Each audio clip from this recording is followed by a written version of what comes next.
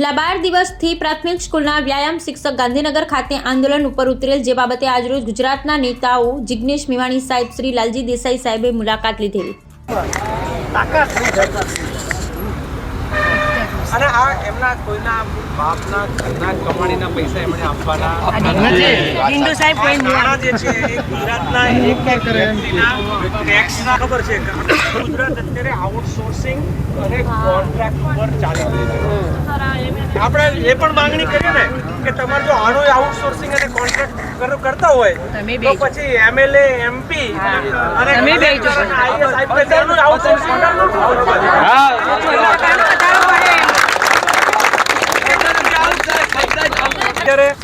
કરો છો PT teacher તરીકે। પીટી ટીચર આપણે અંગ્રેજીમાં પેલા કહેતા ને શું કહે છે આ લોકો? સહાયક કેવા? શું કહે છે? ખેલ સહાયક। એટલે ખેલ સહાયકો સાથે ખેલ કરવાનું કે બંધ કરી નાખો અને તમારો વિડીયો જાય એવો કે અમારી સાથે આવું બની રહ્યું છે। અમે ગુજરાતના દરેક કર્મચારી કે જે આઉટસોર્સિંગ અને કોન્ટ્રાક્ટના ભોગ બનેલા છે એ બધાને કહેવા માંગીએ છીએ કે તમારા દુઃખે અમે દુઃખી છીએ અને બધાય ભેગા મળીને આપણે લોકો લડીએ તો જ આ સરકાર જે છે એ ઝૂકે। તમને એક નાનકડું એક્ઝામ્પલ આપું। હું જિગ્નેશભાઈ ઓઢવ ગયા હતા। ઓઢવમાં હમણાં ડિમોલિશન થયું ને, બરાબર?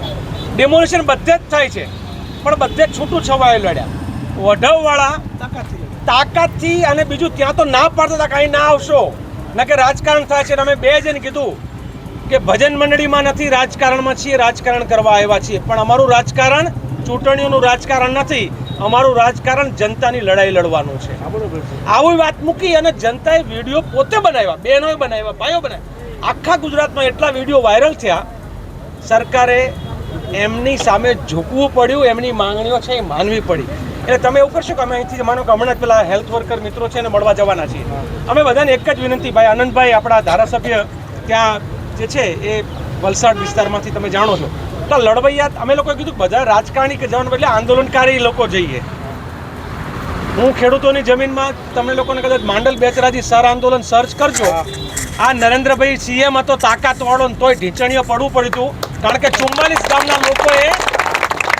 ગામના લોકોએ 100 દિવસ સુધી એક પણ નેતાને કે એક પણ સરકારી માણસને ગામમાં નહોતો જવા દીધો। સરકારી શાળાઓમાં ધ્વજવંદન વ્યક્તિગતના બદલે 100 ગામે ભેગા થઈને ધ્વજવંદન કર્યું હતું। સરકારને ચેલેન્જ કરવી પડે, લડાયક પણ। આપણે તો વ્યક્તિગત સ્વાર્થ માટે એમ તો અમારું પતી જાય એમ નહીં, બધા લોકોની તો જિગ્નેશભાઈ કહે છે એવી બધાની સામૂહિક લડાઈ છે। બહુ સાચી વાત કહો છે કે બધા જ કોન્ટ્રાક્ટના કારણે આઉટસોર્સિંગમાં ભોગ બનેલા લોકો છે એ નક્કી કરે કે 1 મે ગુજરાતમાં નવ નિર્માણનું જેમ આંદોલન હતું ને એવું મહાનવનિર્માણનું આંદોલન કરવું છે। તમે આવવા તૈયાર છો? તો લડાય।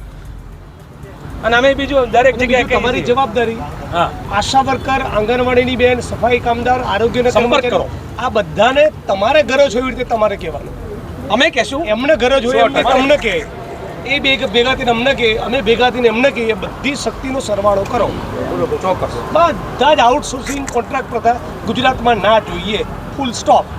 બીજું કોઈ વાત જ નહીં। બિલીવ ઇન, જેની લડાઈ હોય એની, જિસકી લડાઈ ઉસકી અગુવાઈ, બરાબર? એટલે લડાઈ તમારી છે, નેતૃત્વ તમારું હોવું જોઈએ અને કોઈ એક નેતા બે નેતાને એવું નહીં, તમારું બધાનું નેતૃત્વ। અમે ઘણી વખત કહેતા ગાય વાળે ગોવાળ લડે આગેવાન, તમારામાંથી જેટલા લડવા તૈયાર હોય તમે બધાય નેતૃત્વ જ કરો। કોઈ બીજાને બહારના સોંપવાની જરૂર નથી, કોઈ પોલિટિકલી કોમ્પ્રોમાઇઝ કરે એટલે બધા જ સંગઠનો ભેગા થાવ ને, બરાબર છે? તમારી એક જે સમિતિ જે તમે બનાવી અમને ખબર નથી, તમારી આવું નવું મેં બીજા લોકો લડે છે એને પણ કહેવાના છીએ। 1 મે માટેનું આહવાન તમે આપશો? પાક્કું એવું કરવું જોઈએ કે આશા વર્કરના ધારો કે 3 યુનિયન, તો 3 યુનિયનના 2-4 આગેવાનો બેસે, આંગણવાડીમાં 2-3 યુનિયન હોય તો એ બેસે, સફાઈ કામદારોના બધા 10 યુનિયન છે એ લોકો બધા, એમ કરીને સમગ્ર ગુજરાતના તમામ ફિક્સ પગાર આઉટસોર્સિંગ કોન્ટ્રાક્ટના કર્મચારીઓના જે મેઇન 100, 150, 200 માથા છે એ ભેગા થઈને બેસે। એ દિવસે તારીખની જાહેરાત થાય, એક પ્રેસ કોન્ફરન્સના માધ્યમથી એ જ કરે। અમે લોકો સાઈડમાં બેઠા હશું। આનો મંચ બી એવો કરો કે તમે બધા હોય, ભલે અમે ઓડિયન્સમાં તમારી ભેગું બેસીશું। સમજી ગયા, બહુ જ ક્લિયર આમાં, કારણ કે પણ જેની લડાઈ છે, જણનારીમાં જોર હોય તો જ હુંવેણી મદદ કરે. તમારામાંથી જ્યારે કહું છું ત્યારે વ્યાયામ શિક્ષકોની વાત નથી, નહીં તો ના થાય. ઇન જનરલ બધાની વાત છે. જનરલી થતું શું, એક યુનિયનનો આગેવાન એ બટકું રોટલો આ બાજુ લઈ આવે એટલે બધાનું કકડપૂસ બધી જ લડતોમાં થતું હોય છે. વ્યાયામ શિક્ષકની વાત નથી, બધામાં જ. એટલે આપણે બધાને ભેગા કરો. એમ નહીં, અમે તો એવું કહીએ કદાચ સરકાર તમારી વાત સ્વીકારે તો આપણે એમ વિચારીએ મારું થઈ ગયું ને હવે શું તોય અમારું સમર્થન છે. તમારે લડાઈ બીજાને ટેકો આપવો પડે. બીજાને ટેકો આપવા તૈયાર હોય ને તો જ આપણે લડાઈ કરવી. બરાબર? અમારું તો કર્યું પણ આનું કરો. હા બસ. અને આ આખું ગુજરાત આરોગ્ય અને શિક્ષણનું બજાર બનાવીને આ લોકો બેઠા છે. એમની પોતાની પ્રાઇવેટ શાળાઓને મજબૂત બનાવવી છે અને એટલા માટે એ આ બધું સરકારીકરણ છે એને ખતમ કરી નાખવા માંગે છે. સરકારી શાળા રે તો તમારે નોકરી ફરજિયાત એમને આપવી પડે. એટલે એ બધી સરકારી શાળાઓ નબળી પાડી દો. નબળી કેમ પડે તો કે આઉટસોર્સિંગ કરો, કોન્ટ્રાક્ટ વાળું કરો. તમે જ સિક્યોર ના હોય, તમારે જ રોજ ચિંતા હોય, તમે તમારી ચિંતામાં પડ્યા હોય, તમે બાળકો તો શિક્ષક એવા હોય કે જે બાળકોની ચિંતા, શિક્ષક સિક્યોર હોય તો બાળકોની ચિંતા કરે ને.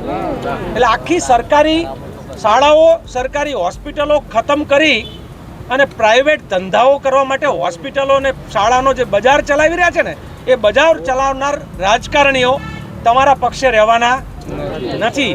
એટલે સામૂહિક લડાઈ સિવાય આપણી પાસે કોઈ બીજો વિકલ્પ નથી. એટલે હવે તમે જ્યારે નેક્સ્ટ ટાઈમ ડિટેન થાવ તો ઈચ્છું કે આરોગ્યના કર્મચારીઓ તમારી જોડે ડિટેન થતા હોય અને આરોગ્યના કર્મચારી ડિટેન થતા હોય કરાવડાવી ત્યારે તમે ડિટેન આવી એવું દ્રશ્ય સર્જ્યો. આ બાજુ સફાઈ કામદાર હોય, આ બાજુ